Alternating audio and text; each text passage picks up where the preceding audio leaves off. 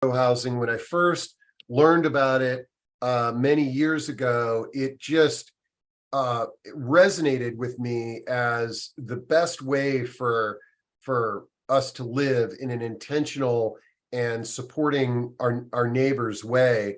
So we're going to dive really deep into this today. We've got Zabaldo and Trish Becker, and they are well-versed in this topic. So hey, Trish, and now we got Ann on there. This is awesome. I've been looking forward to this for a while now, and really delighted to have you both on. And before we dive into this topic, let's get to know the two of you a little bit better. And I've known you're the one who introduced me to cohousing. I've known you for years. You live in a cohousing community, which we're gonna learn about a little bit more. But before we get into the weeds, give us a little bit about your background and who you are. Well, I will do that. Hi, Steve, and hi, Trish. Good to be here with you today. So and to the people who are viewing this, I welcome you all, or I feel welcomed by you. So ready to share with you. So I got into cohousing when I read the book, the first 3 pages of the very first book back in 1988, and I've never looked back.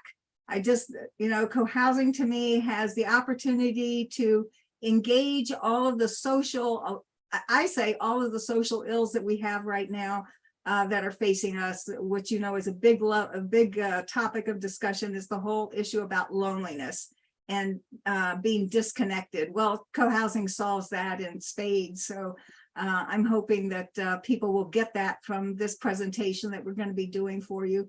Or talking about, is that cohousing really does answer a lot of the social ills that we find. Anyway, and so, I've been living in Takoma Village for 23 years and don't intend to leave. Okay, cool. And before we move to Trish, because I know it's going to come up, is this the book that you're referring to? No, it's even earlier than that. It's the very first book in 1988. Cohousing. Way back. Okay. Well, but that's good. That's a good book. And this one is also Chuck's, the one that you see there, Cohousing Communities. That's his latest book where he tries to bring everything together. Oh, so, was this the author of the one in 1988? Yes, he was a co-author in 1988. Okay. Right. Well, let me I'll share this link with everybody if they're interested. And then let's dive in and get to know Trish a little bit better. How did you intersect the world of cohousing, Trish? Sure. Hi, everyone. I'm really excited to be here. I'm especially just humbled and honored to be sharing the stage with Zabaldo, who's one of the most prominent leaders in our movement. So I'm excited to hear from her and for you all to hear from her as well. Let's see. My journey into cohousing began as I was really lonely in the suburbs. And I was sort of familiar with the concept just from being around it and knowing people in cohousing, and found myself swept up in the American dream, as many of us do, and buying the biggest house that I could afford and feeling miserable. And having lived in the same neighborhood for 2 years and realizing that I had never been in a single neighbor's house and I didn't know them. And that just felt really unnatural to me. So my family and I found our way to a forming community in Denver and joined just as we were having a baby. And so that intergenerational piece was really important to me, especially as a young parent. And so it just kind of, community housing connection, human connection really has become a strong thread for me. I think because loneliness is a part of my journey, and because we know that loneliness is affecting more than half of us, and not just affecting us, but it's killing us. So people who are lonely are 35% more likely to die earlier than their more connected peers. So that's sort of my my guiding light in the co-housing world. And then, but now you are actually the executive director of Cohousing US, correct? Yep, that's right. So I took this role close to 2 years ago as the executive director of Cohousing, which supports the movement through education and training and connecting people. Okay, excellent. Well, we'll probably dive back at this website because this website also has a directory of all the co-housing communities, Great. correct? Yeah, so right here we can, and I'll just click on this real quick. So you can just go under find, and then you'll get a directory, and we can see here, I'm going to increase this. So folks, if you've never heard of co-housing, and I guess is it all over the world? Yeah, it's all over the world here. But you can see there's quite a few communities that are out there. A lot of our audience is on the East Coast, so you can see there's plenty there. But we'll dive back into that a little bit later. But so both of you are currently living in co-housing communities, correct? I am. Oh, okay. Well, Trish. Yeah. So I'm living on a plot of land. We left that first community to form a smaller community with similar values. Okay, so got it. Okay, cool. I was sort of like, for whatever reason, I didn't, but you have lived in a co-housing, so you can share that. Okay, awesome. I love it. Oh, yes, and she hopefully will tell you about what she's up to in terms of converting that. So this is this is under development. I love it. Yeah.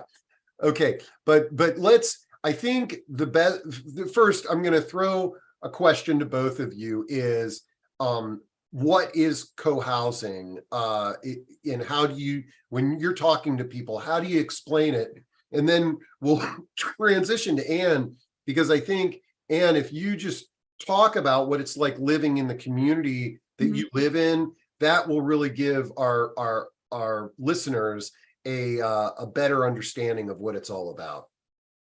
Okay, I'm going to throw this to Trish to do the honors of what is co-housing. Sure. The definition that we use is that co-housing is an intentionally designed collaborative neighborhood that combines private homes, so that's a really important piece, with extensive common facilities.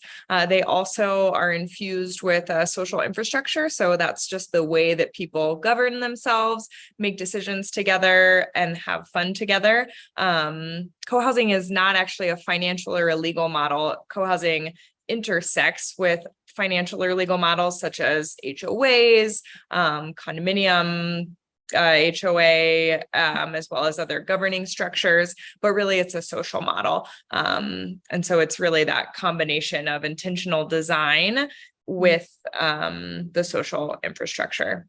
Now, I hear this phrase with a lot of different organizations like this. Do you all ever use the phrase, or do people use the phrase, if you've seen one co-housing community, you've seen one co-housing community? There's a wide variety, and that's the appeal of it, because the residents are coming together and creating a community designed by them. Is that an accurate description? Yeah, I think that Katie McCammett, who is one of the co-authors of the book, the early books that we talked about on co-housing, she was the co-author on those, and she's a massive leader in the co-housing world. And what she says is, what you're doing is you're designing a custom neighborhood instead of a custom house. So you're designing together an entire neighborhood, and it is custom designed for those people who are there at that time. What is this group's needs? What are the needs that this group has? And it spans, we didn't need a library because we have a library 2 blocks away. So we didn't have a library in our community. So it's all custom designed. Did you have any more on that, Trish? I think you said that beautifully. Yeah, that, there's rural, urban, suburban, there are intergenerational communities. There are also senior co-housing communities just for seniors. There are just about 100 spectrums that a community can fall on, everything from design to decision making to size. Okay, great. All right, well, I think let's That's a great overview, but I think there's nothing better than just hearing a story, a real life story. So Trish, however you want to weave your story in, feel free to jump in and I mean, Anne, I'm sorry, I've got both Okay. names here, but Anne, if you want to tell us your story. Oh, okay, wait, and before, we already got one question, and I'm glad this is a good one. It's Okay. how does co-housing differ from the 55 and above communities? Are there similarities? So, can you explain the difference between co-housing and like your standard active adult 55 plus community? Yeah, I would say that two pieces come to mind. And this is the difference between, a lot of people ask this about like, well, I live in a neighborhood with a strong HOA and a clubhouse. How's that different? So I think this kind of applies, and it's really just that that self-governance, so that it's not a community that's managed by an external entity. Decisions about the community are made by the community. Every voice matters in the process, as well as intentionality. When you enter co-housing, you enter with an intention to know your neighbors, support them, show up for the community with your time and your labor and your expertise, and then you can expect the same in return. Okay. And I don't know what you would add to that. Well, again, Trish, pretty good there. I think there are similarities. You know, you have a group of people of a certain age who are coming together to live in a community that has certain characteristics about it. But I think the real difference is in co-housing. So in a standard condominium, for instance, you would have a board of directors. Well, in co-housing, everybody's on the board of directors, even if they're not in the bylaws. Everybody's on it because everybody's responsible for everything. So if you see a piece of trash on the grounds, you're responsible for picking that up. We don't have a trash collection. You know, we don't have maintenance facilities. We maintain the community ourselves. You know, it might be a little bit, I don't know if you're going to cover this, Trish, but my slide deck covers some of this. Should I launch This in? is a great opportunity. Let's transition to your slide deck. And I hope the person that asked that question is starting to get it. But I think if you hang on, you're going to begin to see that this is something totally different than any sort of housing community that you've ever seen. Mm-hmm. So yeah, it's very, very different. It's a very active way of living. So I'm going to share this, Steve. okay, And here we go. here we go, and then hit and I'll hit play. play. And okay, can everybody see this? Hit play. I did. Okay, but I hit another button too, so people can see this. So let me just say a couple of things. Hold on. It's not in slide mode just yet. Try there. There you go. Now Okay. it is. Okay. Okay. So just a couple of things. So I have hit the 70 plus mark in my life. And there are a couple of things, maybe some of you are dealing with this, but I'm dealing with it. You know, I just take some medication that dries out my mouth. And so I have to drink. I have to do that. I also have I have a little sequencing problem, cognitive sequencing problem now. And so I will be consulting my notes. I will try to do this as much as I can extemporaneously, but just to let you know that, okay? And so to start off, I'm taking a drink. Just water. Okay, so I'm so glad to be here with our Positive Aging Community group. I like to do these word clouds because it indicates, I think this one came from our website and our Facebook page. And so advance the slide there. I did. You're not seeing it yet? Maybe we're having a little drag problem. Yeah, we're still on the first one. Hit the arrow button on your keyboard. See if that does it. And Well, I'm going to be really bummed if this is going to be a problem. Yeah, you showed it too. Well, you know what? Hit escape and just hit the escape button on your keyboard. And we don't need to have the there it is. Okay, whatever you did, you got to the word cloud. Okay, but this is not going to be in play mode, okay? Mine is not in play mode. I Okay, think we're having a drag problem where it's just taking a while to load. But let's Okay. try this now. Okay, so do you see a picture of my community here? no, now we see the word cloud. Yeah, I think this is, wow, can we do about this? Anything? Can you hit escape and just go back? Okay, yeah, Yeah, there. I'm in it. Now just share it this way. So now just click on the community. Yeah, okay, now we got the word cloud. There's your community. Correct. But now you're going to see all my notes. So Don't worry about the notes. That's Okay. okay, Ann. I mean, this All right. is we're just right. we're having a conversation. We're good. Okay, good. That's fine. So my community is in the middle of an urban block. So we are densely developed. We are 43 households on 1.43 acres. So we are very densely developed urban community, which I adore. I love this so much. And we take up the entire middle of the block from 4th Street to Blair Road. So front to back of the entire block.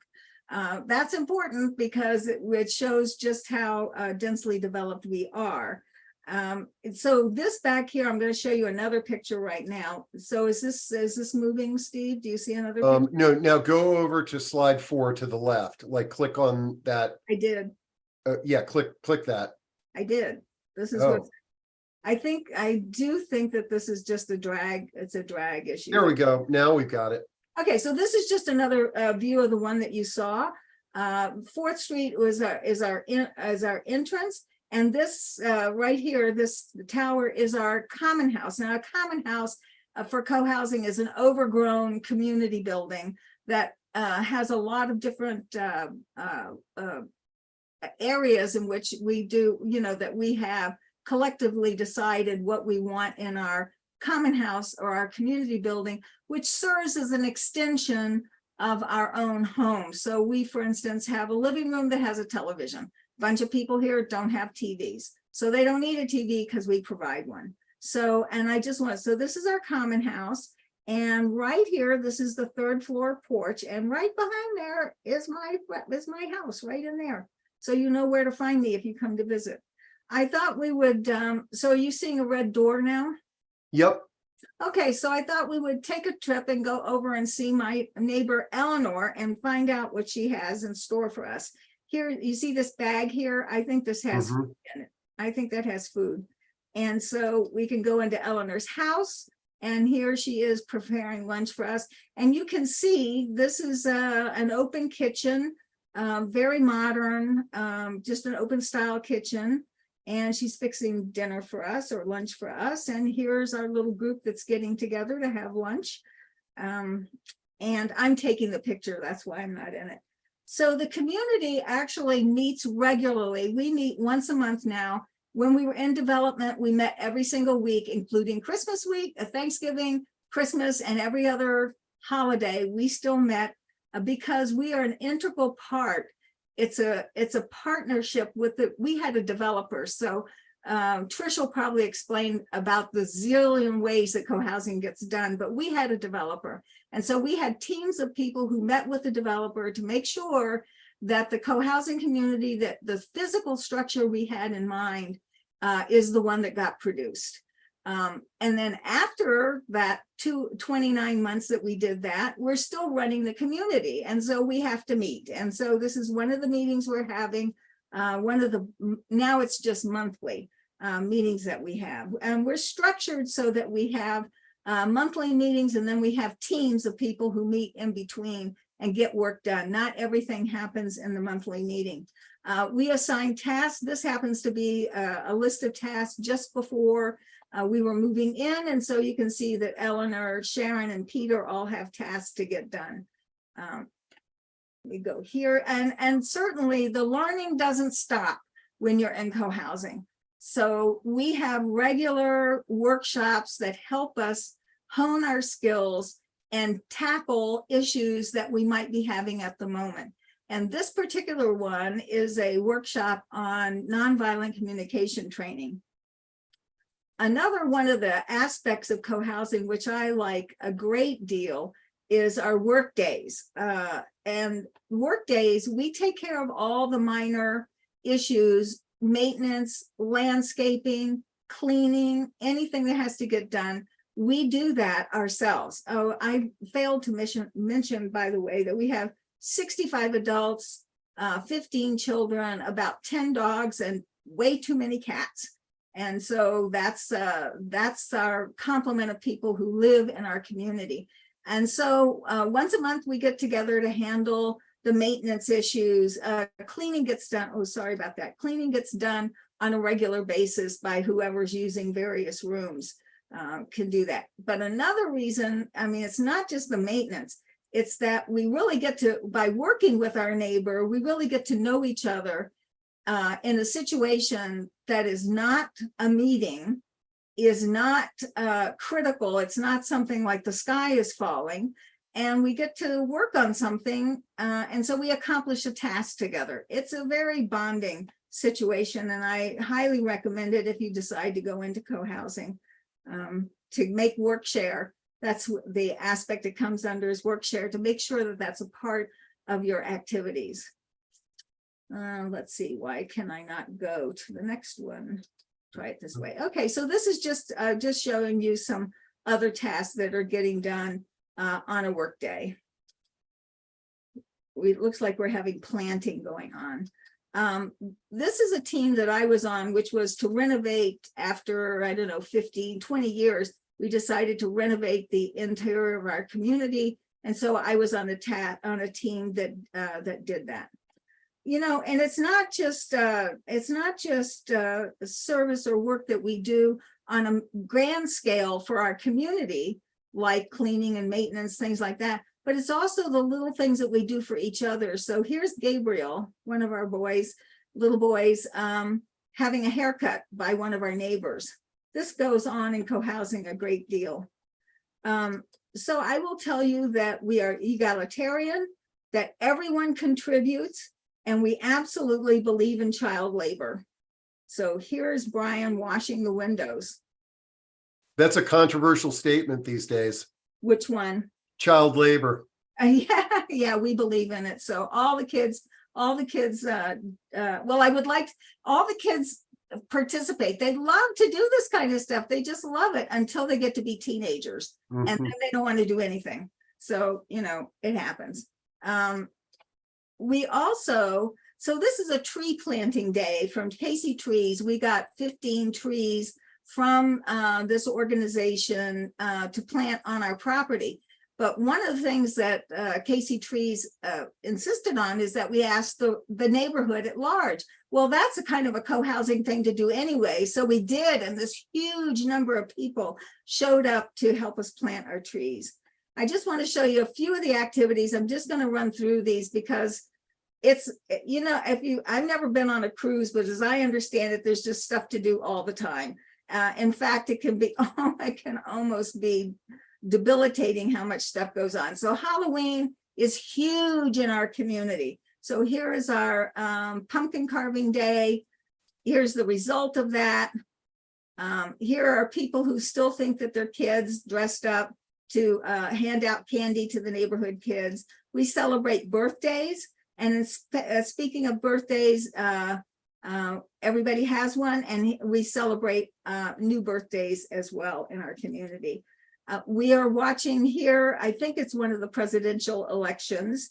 And speaking of politics and elections, Bob Auerbach, who was our eldest member when we were getting started, and I think here he's 90, as I remember this, he's 90 years old here. He has since passed, but he ran for the mayor of Greenbelt. I mean, I can't believe it. He's 90 years old and he did that. Another activity that we have is one of our neighbors hosts this event called Viernes Social. And so it's Friday nights down at their house, wine and nibbles and conversation until people finally ever go home. And just to show how committed people are to this group of people, it was Friday, it was Viernes Social, so they brought out the umbrellas and they just had a social evening together. Another reason I like this this picture is because this woman is holding a new baby. I can't remember which one now. Holding a new baby, but it's not her baby, and the mother is not in this photograph. So children have a very safe upbringing in co-housing. I like to show this picture because I think of it as the United Nation of children in our community. We have a great diversity of children in our community, many adoptions. We also, you know, there are the times in which we have we lose members, and we don't back away from the grieving and the sadness that comes with losing somebody. And so almost I think every single person that has died in our communities, and a few who have died they've left the community, we still have a memorial for them, and that's what this is right here. We eat a lot, and I mean a lot. There's always, we eat, I was going to say we eat in, here, why doesn't this go? All right. We eat in. Yep, you're good. Am I good? Yeah, Okay. inside, I see the Yeah, we inside eat den. inside and Yep. we eat outside. We Mhm. eat everywhere. So this is our 10th anniversary. So we've been in 23 years. So this is 10 years old, 15 years old now. I bet we have themed dinners. I bet none of you can figure out what theme this is. Let's see if somebody puts it in the chat. We I'll do see if Pie anybody- Day.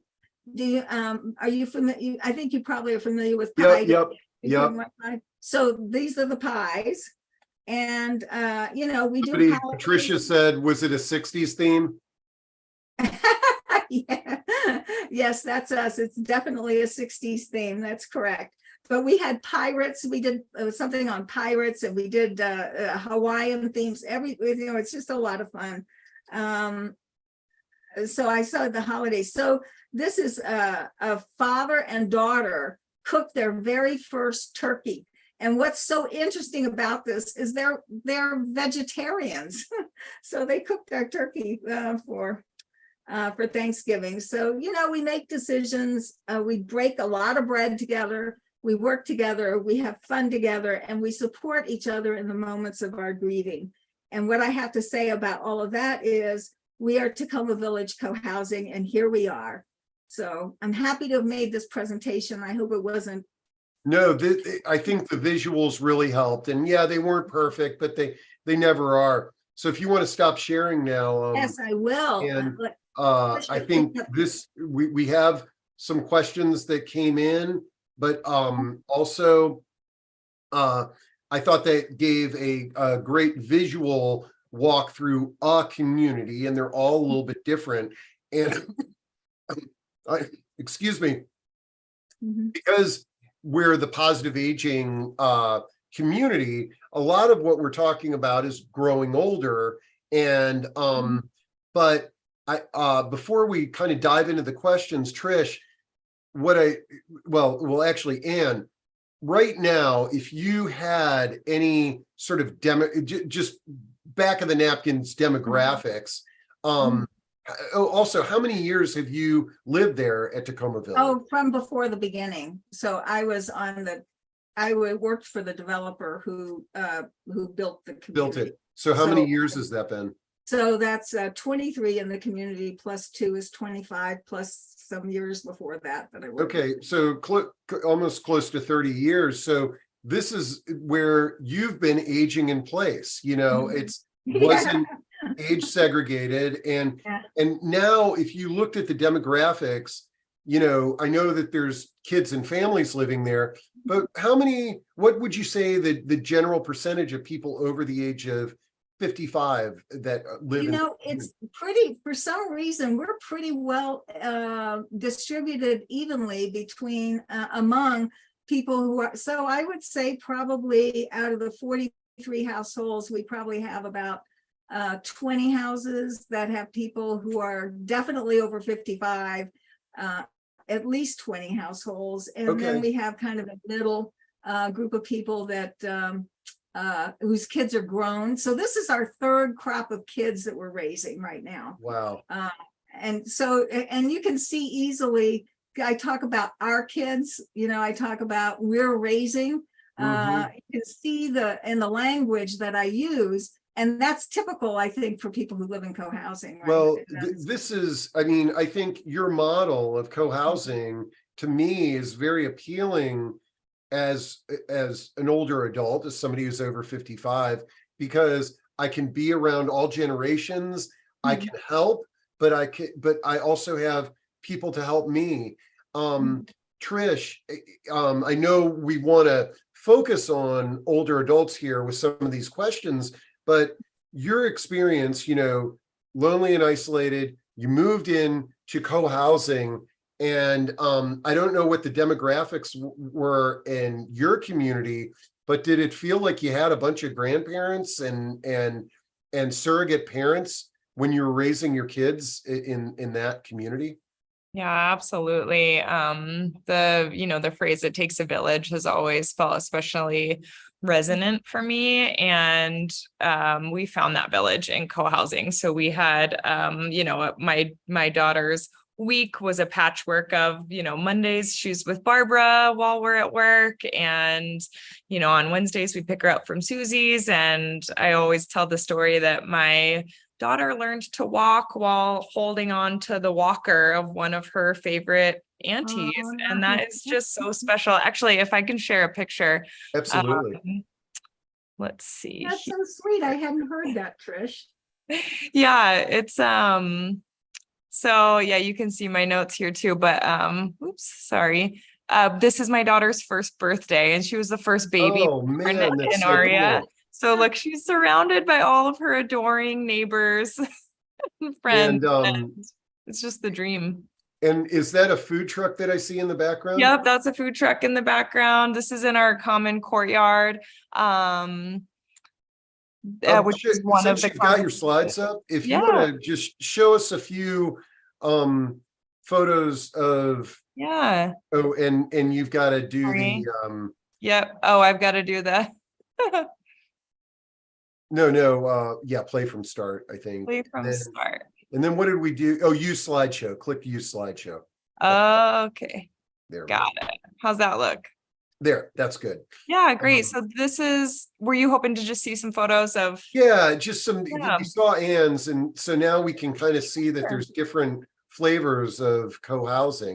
So this is a community in Ithaca, New York, and co-housing communities can also intersect with other kinds of intentional communities. One of those is an eco-village. So an eco-village is an intentional community whose primary focus is ecological regeneration. So this is an example of an eco-village plus a co-housing community. You can also intersect with cooperatives. That's an affordability strategy. There's a few examples of that, where you have a community or even part of a community is organized as a cooperative, which makes it more accessible to join. And also folks can start earning equity in their shares. So I'm not sure what other, I can't see my full slideshow, so I'm not sure what is next. Just yeah, there you go.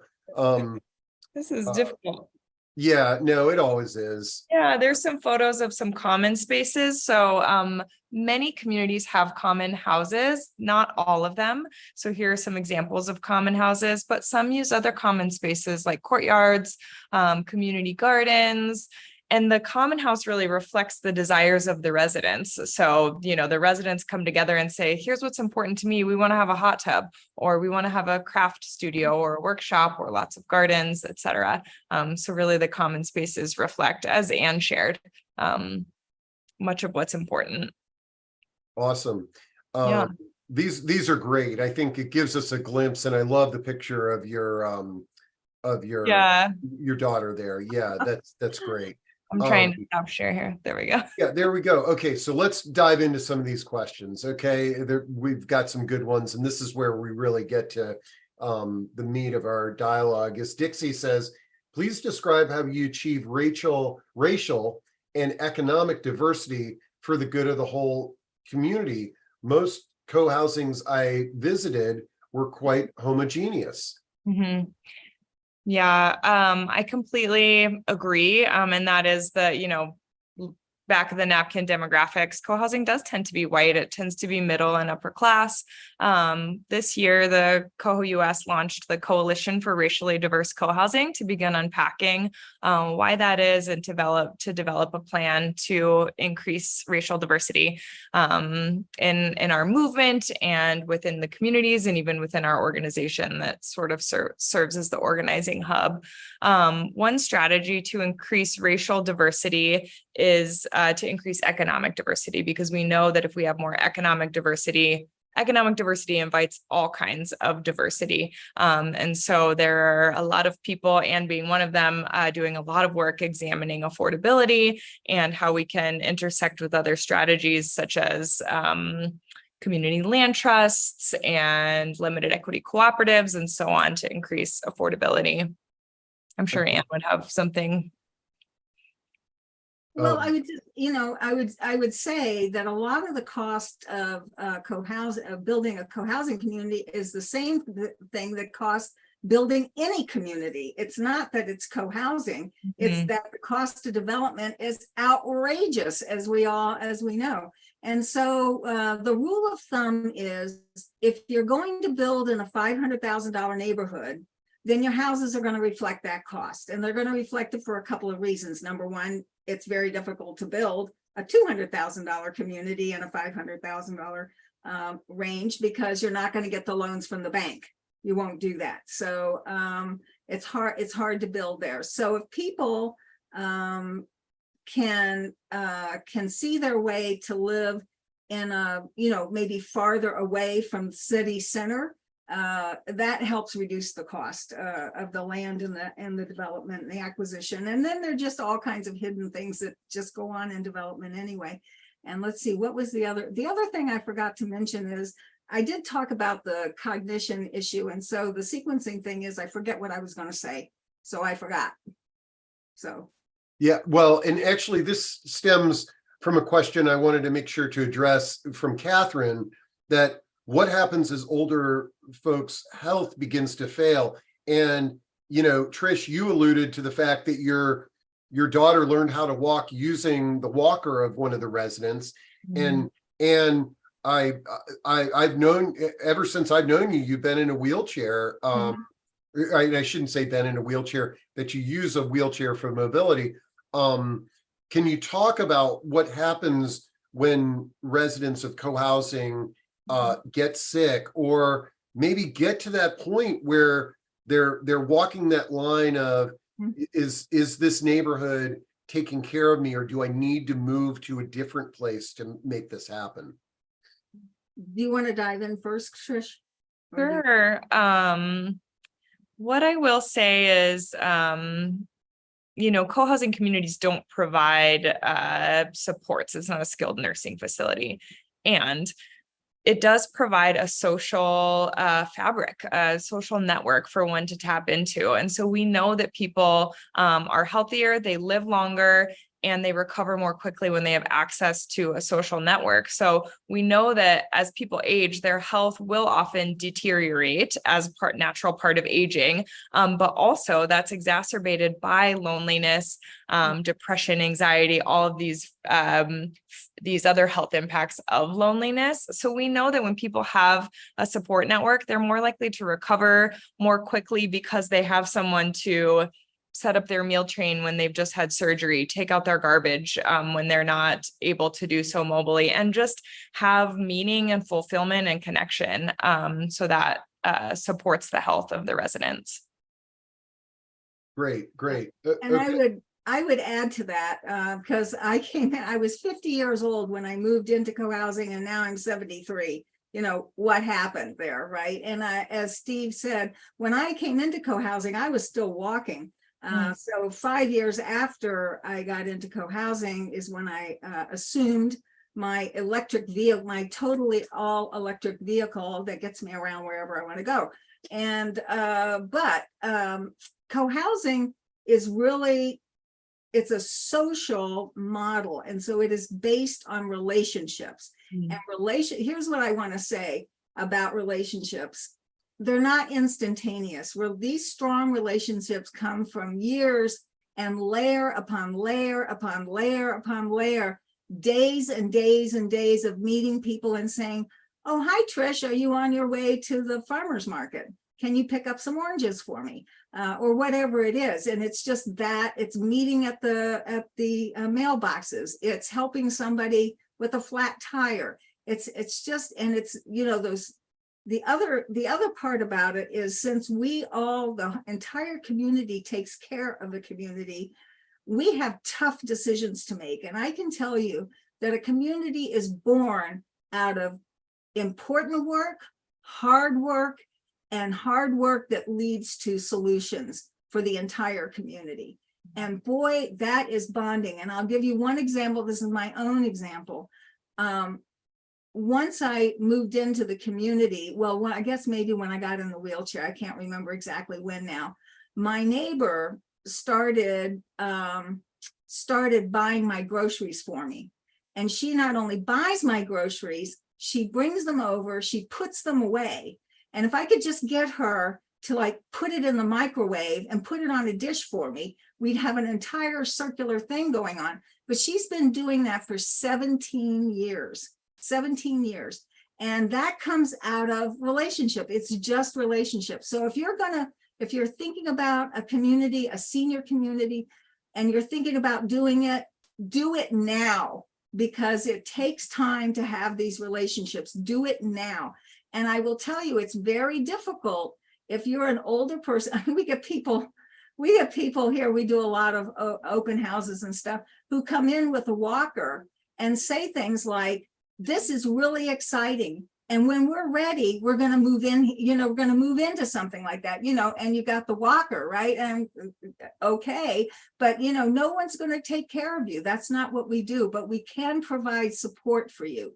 And some of that support is looking in the SORT resource book. Look, here are all the people who make house calls. Here are all the doctors who deal in gerontology. You know, you go to that resource book that Steve puts out, or that community positive aging puts out. So that was a long-winded way about. No, that was great. Sorry. That was awesome, man. Seriously. Let me get to some of these other questions, because I know it'll trigger other ideas. So does the neighborhood or community discuss and decide as a group intentionally about future life changes? Okay, so she's sort of talking about, is there dialogue in some of these communities as a group about, if something happens to us, here's some resources. And I guess that would vary from co-housing to co-housing, but I don't think it's standard practice in any one co-housing community. Like you just said, oh, sure, come on in, we'll take care of you. It's come on in, we're an intentional community with the mindset of helping our neighbors, but that doesn't guarantee that you're going to receive like assisted living services from your neighbors. Correct. So Tricia, maybe you can talk about some of the communities like, so is it in Massachusetts? Oh, I'm going to forget this guy's name, where they've been doing these, they have a group of people that have been exploring all of this. Oh gosh, you're not going to remember who I'm talking about. Right?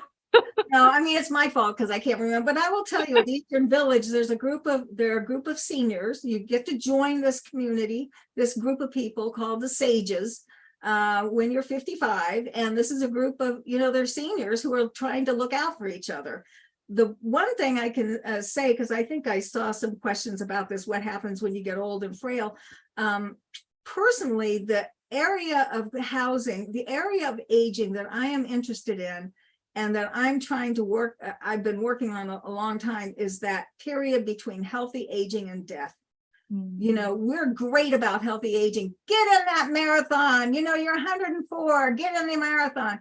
And we're fabulous about death. Death cafes, death doulas. What kind of, you know, urn do you want? We do death really great. What we don't do is that period between the two. And that's where I think co-housing has the opportunity to take that on, because you're already a member of a community. It doesn't mean that somebody's going to come over and change your diapers. It's the integration of the community with professional services on the outside. In that book that I just keep mentioning, but there it is. It's all collated in that one book.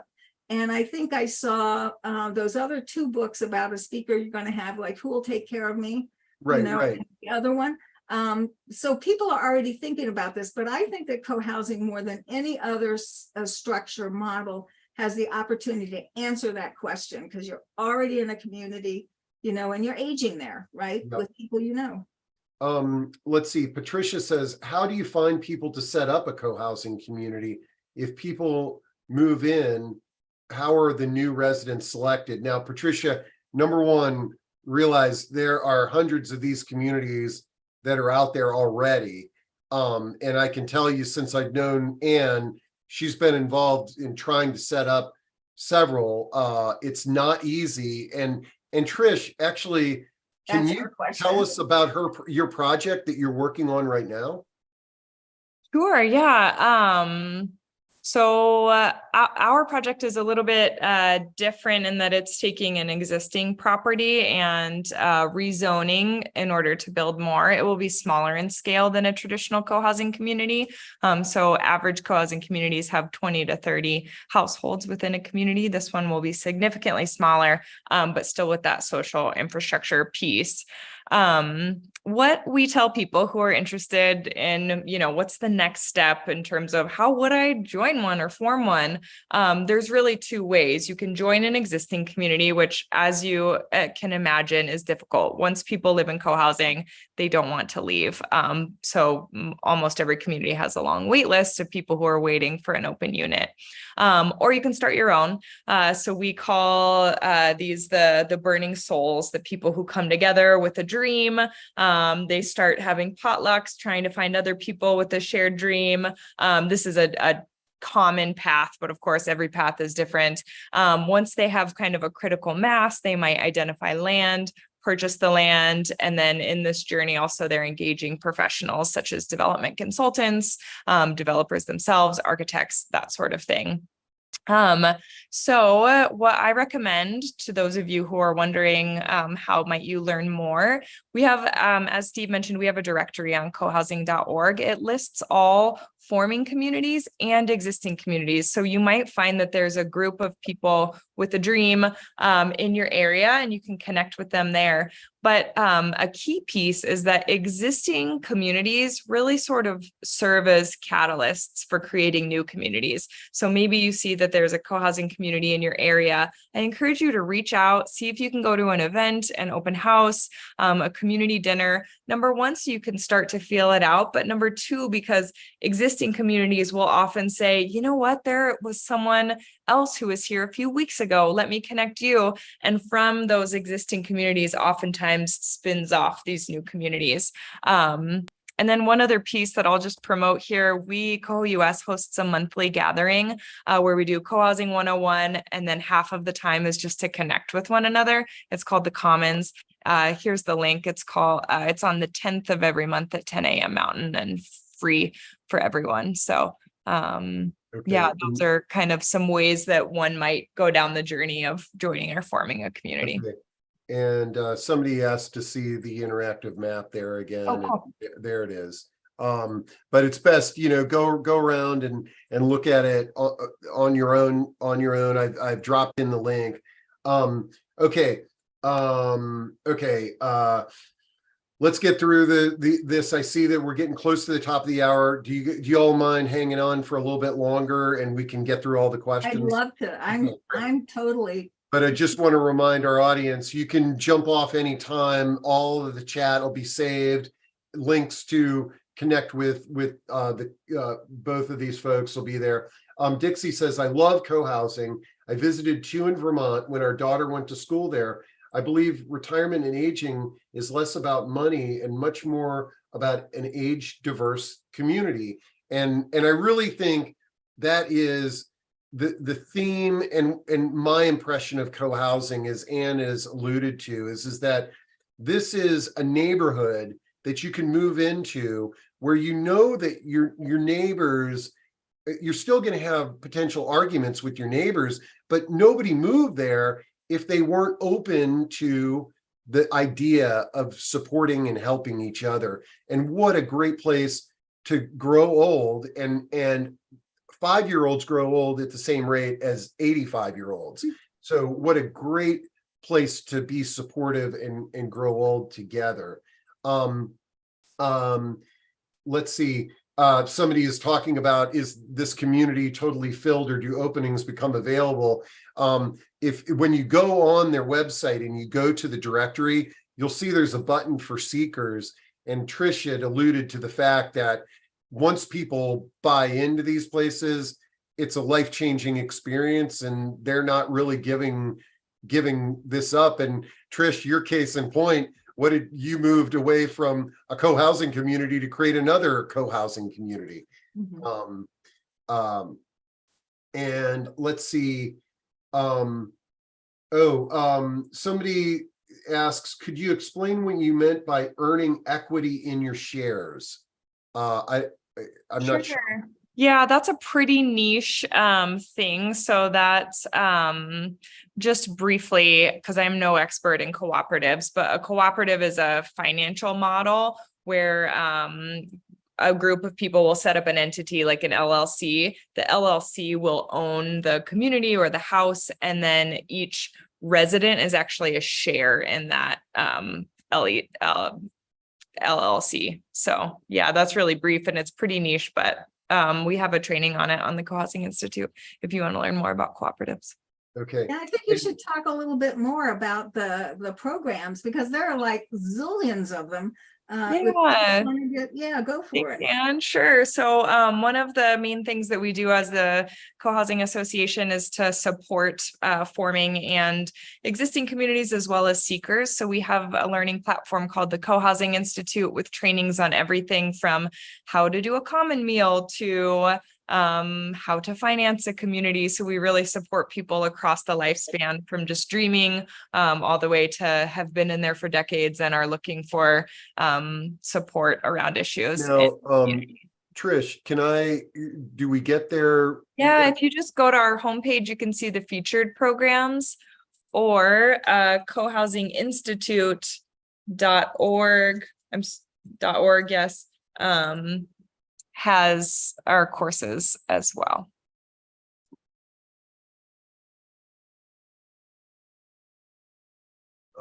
Okay. All right, let's see. What happens if a resident is no longer able to perform tasks and help their neighbors in co-housing? Are they required to leave, or if they no longer have something to offer to the community? Do you all have any examples of that scenario? And I can't see anymore. Yeah, we have actually, because I was also a partner in another community as well. And I can tell you, there's always something for people to do. So in the community that I was a partner in before Takoma Village, one of the people, I think she must have been in her 90s when she joined. And so, she had a few physical limitations, but one of the things, she was so sweet and so warm-hearted. So she greeted everybody who came to dinner. She greeted everybody who was a visitor. That was her role, was to do that, and to take part in that. Yeah, we do. Let me say the first thing is, if you grow to a point where you need a great deal of support and the community can't support you anymore, our community, then it's probably best to think about what other assistance you can get. Either bring it in, or you may have to move. And a lot of times that's actually in the best interest of the person, because they need so much more help than we can give them. But I'll tell you what's different. When Naomi went to assisted living, we went to see her on the weekends. We brought her home every time we had a celebration. So she was here for Passover. She was here for, Diwali. She was here for Christmas. She was here for whatever we were doing. Sometimes just bring her to meetings. Somebody went and got her, and we went and had lunch or dinner with her. So you're not cut off. I would also, just because this came up, I see Rains's name. I'd just like to acknowledge Rains Cohen because he's been very, very active in aging in the co-housing movement. And he actually has written, he's part of a book called Audacious Aging, if you can find that, but he's written a section on that. Anyway, he's very knowledgeable.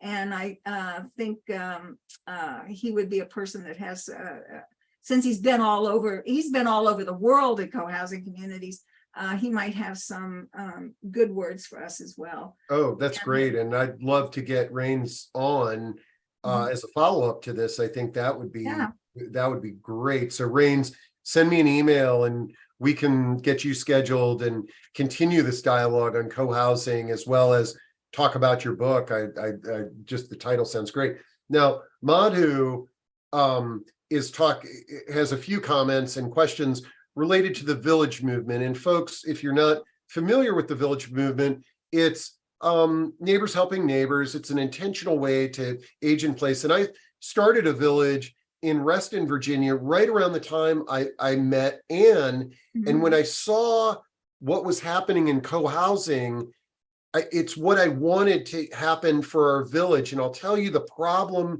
with the village that co-housing fixes, it's proximity to each other. Right. So I've been to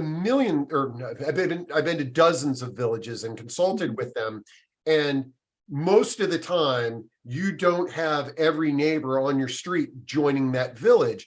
You have to get in a car or walk a few blocks to get to the other members of the village. And for those that are familiar with the village, if you want to think about co-housing as a comparative, imagine if the street that you live on now, all of your neighbors were members of that village and bought into the same concept that you did of aging in place in community. And that's the thing I like about co-housing is, yeah, it's hard to make one of these communities. It's hard to get a space in one of these communities. But if we can transform our neighborhoods to embrace some of the concepts that we're talking about here, the world will be a better place. Yeah, absolutely. In the Trish and Ann, in the communities, I'm sure there's co-housing communities where people have like their own backyards, correct? Like, okay, but plenty of land. Right, but I'm assuming that, like in my neighborhood, we all have our own snow blower, leaf blower, and lawnmower. But I bet you in a co-housing community, there's more that you don't have, everybody doesn't have to own all that stuff, right? Right. And is that the button that you're wearing? Are you wearing the "Does everyone need their own lawnmower" button? No, I'm wearing, I think this one is asking about okay. We have do you still have that button? Does everyone? I do, yeah. So there's a saying in co-housing, do we all need our own lawnmower? Of course we do not. I love that. I love a t-shirt that said that on it, Yeah. Okay, let's see. And then let's see, question. Again, Anne, in your community, how many residents are there or households? 65 adults and about 15 children. And how large was the one that you were in, Trish? Yeah, that was 28 units. Okay. What is the largest co-housing community that you know of? Oof. That would be in Atlanta, I think. Know that. Yeah, I think there are 60 something. They have 100 members. They have 100 members there. So, and it also depends on what you think of as, so I will tell you that in Denmark, we visited a rental community, which is very unusual in co-housing. And it had 300, it had 300 units in it because the state kept building onto it. It started out with a nice little 40 or whatever it was. And the state kept, adding things to it. So they were definitely challenged. But so you had mentioned something else, Stephen. Now I've forgotten what that is. I know Trish has to get off in a few minutes. So let me kind of glance through the chat, which again will all be saved and it'll all be there. Some great comments in here. People sharing information about their co-housing communities and and things like that. I was thinking, Tracy, I was thinking about this is how other residents should not be tasked with caregivers, but pay. Okay, I think we've covered most of these topics, and I think the fact that we've got Reins on the on here, that this can be a great follow-up. And Trish and Ann, I'm gonna let you know if I get Reins booked, and at a minimum, if you can be in the audience to sort of provide feedback when we have this co-housing chat. I think this was wonderful, folks. And again, you know, this is not the solution for all of us. This is a solution. It's innovative. People don't know about it. I want to get the word out about it. I want to inspire people to think differently about it. But I hope what you can all see that how a co-housing community can potentially, for some, be more appealing than moving to an age segregated community for support. Is that this is a supportive community where you've got people of all ages. And I love hearing the question about diversity, and I love the response and the fact that this is on the radar of co-housing. But I would all say to you all is that economics in general, like a lot of every neighborhood, there's very few totally diverse neighborhoods that are out there, that a lot of times economics, geographics, the workplace makes things, we self-segregate, I should say, oftentimes. And it's when we can hit on a formula that creates a diverse community, it's amazing. Okay, great stuff. Okay, so in co-housing, this will be the last question. In co-housing, can you own your house or apartment? So out of curiosity, is co-housing all ownership, or are there rental co-housing communities? There's one or two, right? There's not. Yeah, it's mostly ownership. And there are single family homes, townhomes, condos, and many communities have sort of a rental policy. And yeah, there are a few examples of rental communities, but for the most part, they are privately owned homes. I love it. I actually have a few questions about things that people put in the thing and put in the chat. And well, one, I just want to acknowledge Iona for an event that they're going to have. I mean, if Iona is great. I've given talks there, and I can just say that they're a wonderful organization. If you don't know them, get attached to them as well as with Steve. And I am, let's see, I put in the chat that we're having a virtual tour here at Takoma Village on Saturday, December 2nd, and long about the first week of November. You should go to our website and find out how to sign up for that. Great. I'll put that back. Something about direct entry into assisted living. Oh, here it is. It's from Catherine Friedberg. It says, thank you for the discussion of what happens as elders fail. As we all know, there are very few places that accept direct entry to assisted or skilled nursing. I'm unfamiliar with that. Well, yeah, we'll dive into Catherine, we've got to jump off, and this is a great first step. It's a great introduction. And I'm charged up that there's really thoughtful questions here. This gets all of our minds going over the weekend. It is Friday. Let's have a great weekend. We'll follow up on this discussion, and let's all just use this as inspiration, is try to be more like a co-housing neighbor in your neighborhood. And I think a lot of the world's problems will be solved. My contact info is in the chat.